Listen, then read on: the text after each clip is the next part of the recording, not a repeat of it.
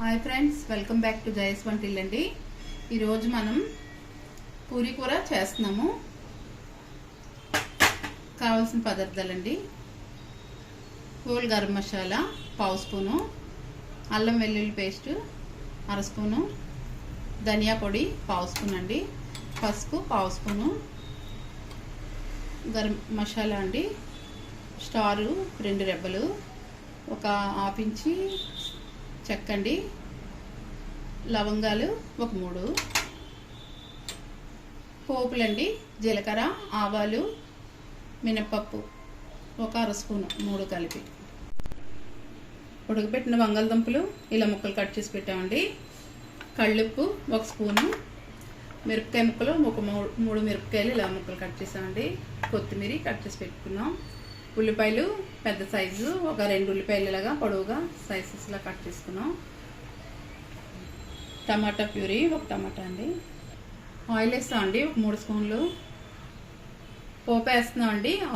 ఆవాలు, జీలకర్ర, మినపప్పు, మసాలా కాయలు వేసుకుంటున్నాం. అల్లం వెల్లుల్లి కచ్చపిచ్చగా కొట్టి ఇలా వేస్తున్నామండి. ఉల్లిపాయ ముక్కలు వేస్తున్నామండి, అన్నీ వేగిపోయి. పచ్చిమిర్చి ముక్కలు వేస్తున్నామండి, బాగా వేపాలండి.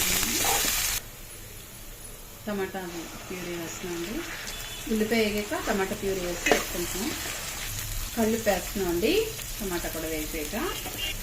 దుంపలు వేస్తున్నామండి, కారం వేస్తున్నామండి, పసుపు వేస్తున్నామండి. మొత్తం కలపాలి. మొత్తం కలిపిస్తున్నామండి. ధనియాల పొడి వేస్తున్నాం, హోల్ గరం మసాలా పొడి వేస్తున్నామండి, కొత్తిమీర వేస్తున్నామండి. ఇప్పుడు వాటర్ వేసుకుంటున్నామండి.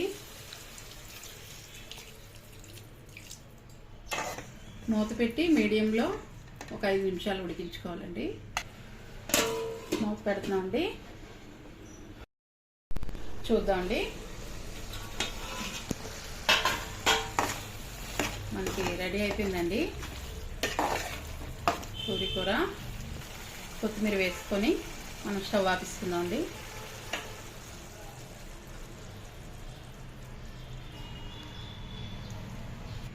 పూరీ కూర చేసే విధానం ఎలా ఉందో కామెంట్స్ పెట్టండి. నచ్చితే లైక్ చేయండి, షేర్ చేయండి, సబ్స్క్రైబ్ చేయండి. బాయ్ ఫ్రెండ్స్, నెక్స్ట్ వీడియో కలుద్దామండి.